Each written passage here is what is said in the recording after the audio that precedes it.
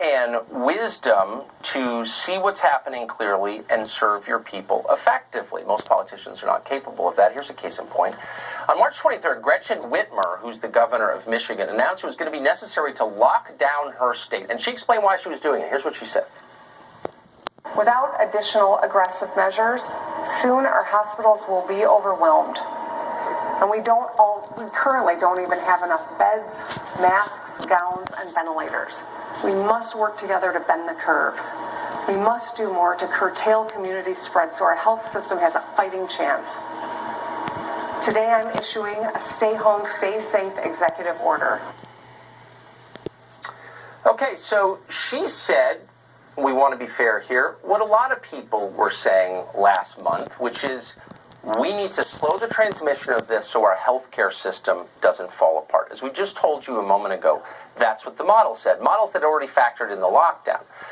So 2 weeks later, what's happened? Well, Michigan's healthcare system has not collapsed. Even in Detroit, which as you likely know, has seen one of the worst coronavirus outbreaks anywhere in the nation. Many hospitals in Michigan, as of tonight, are now discharging more coronavirus patients than they're admitting. In fact, an emergency hospital under construction outside Detroit has slashed its bed count from 1,000 to just 250. Why? The expected number of patients failed to arrive. Now, that's all great news that you would think Governor Whitmer, who's supposed to be looking out for the interests of her own people, would be celebrating on television. She's doing just the opposite.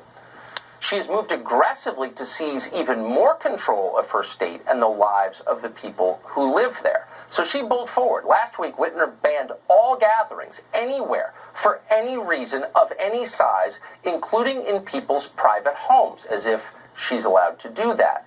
If Michigan residents own more than one home, Whitmer has banned them from traveling between them. And outside Detroit, it's very common, especially for working class people, to have a cabin up north. You're not allowed to go there. And then she kept going. Not only did Governor Whitmer close most stores in the state, she banned the few that remained open from selling items that she deemed unnecessary. Big box stores will also have to close areas of the store that are dedicated to things like carpet or flooring, furniture, garden centers, plant nurseries, or paint. If you're not buying food or medicine or other essential items, you should not be going to the store. So where did this come from? How did Governor Whitmer know that buying cans of paint, could be deadly? How does not buying cans of paint prevent the spread of the coronavirus?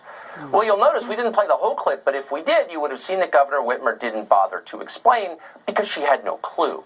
Because she didn't talk to anyone who'd studied it before she made the order. She could have consulted Henrik Streeck. Streeck is a German professor who directs the Institute of Virology at the University of Bonn. He's done a lot of research on this, and based on it, he's concluded that actually there's very little risk of spreading the coronavirus while shopping, or actually even from touching surfaces, contrary to what they told you last month. Instead, Streeck found almost all the spread of the coronavirus came from, quote, people being closer together over a longer period of time. Now, that's the kind of behavior that maybe a mask might mitigate, the ones they told you not to wear. And by the way, if that's true, then maybe you should think twice before you force people to remain indoors with one another all day, as Governor Whitmer has. Now, Sweden has a slightly larger population than the state of Michigan, and just like Michigan, it's a mix of larger cities and smaller towns. Sweden has never, unlike Governor Whitmer and so many American states, adopted the Chinese model, the authoritarian model, in order to contain coronavirus. Yet so far, Sweden has fewer cases of coronavirus and fewer deaths than the state of Michigan does. Does the governor of Michigan know this? Does she care? No. That suggests it's about science, but it's not, and you know that by now. It's about power. Governor Whitmer wants to be the vice president. She wants to be chosen by Joe Biden. That's pretty clear. And she's calculated that there is no penalty for petty authoritarianism. In fact, petty authoritarianism might make even mediocre politicians look strong and decisive. That's her bet. She's willing to destroy the people in her state in exchange. And incidentally, when exactly did Governor Whitmer become so deeply concerned about citizens dying and willing to do anything to prevent it? In 2018, Michigan had almost 2,800 deaths from overdose. It had another 1,500 suicides, more than that. Now, unlike coronavirus, every single one of those deaths might have been preventable. As it was, they fell disproportionately on the young and the middle-aged. And yet, Whitmer didn't shut anything down. She didn't even consider closing pharmacies, dispensing this poison, asking police to conduct random searches to ferret out drugs and dealers. No. Saying something about China, which is sending all this crap into our country. Not a word. As for suicides, if she cared, she could have taken anyone in the state into custody at any time if that person was identified at risk of self-harm. But that wasn't a consideration either. Then again, at the time, Joe Biden didn't need a running mate, and CNN wasn't watching. We're joined now by Judge Andrew Napolitano, and happy to be. Hey, Judge, thanks for joining us.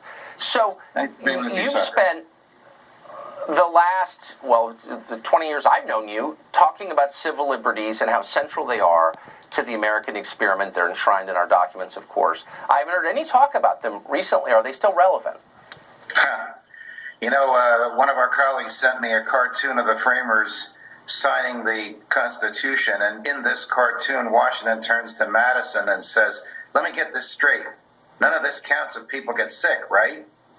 You know, sort of a humorous way of mocking what's happening today.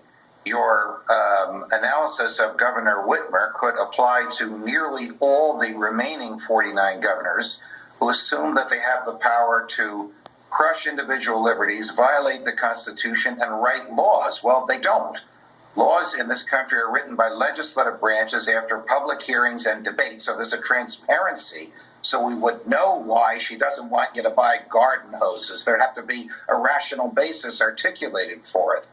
But when the executive branch takes upon itself the role of not just enforcing the law, but of making up new ones, and when in the process it crushes basic fundamental liberties like the right to travel and the right to worship, never mind on Easter Sunday, but on any time you want to worship, we are witnessing the slow death, the death in slow motion of civil liberties, because these governors, these petty tyrants, will use this power again and again until some courageous federal court or an outraged public stops them. I'm so thankful that you pointed out it's not just Governor Whitmer. I mean, it's Governor Hogan in Maryland, it's Governor Clanrobes in Virginia, it's virtually all of them. Very quickly, do you think there's a mechanism for pulling them back a little bit now? Hopefully it'll be outrage stirred up by the type of reporting that you and some of our colleagues have begun to be doing, and even some of our colleagues on the left have been doing some of this reporting. But basic human liberties are guaranteed in the Constitution. They can't even be taken away by the vote of a legislature, much less the command of a governor or a mayor.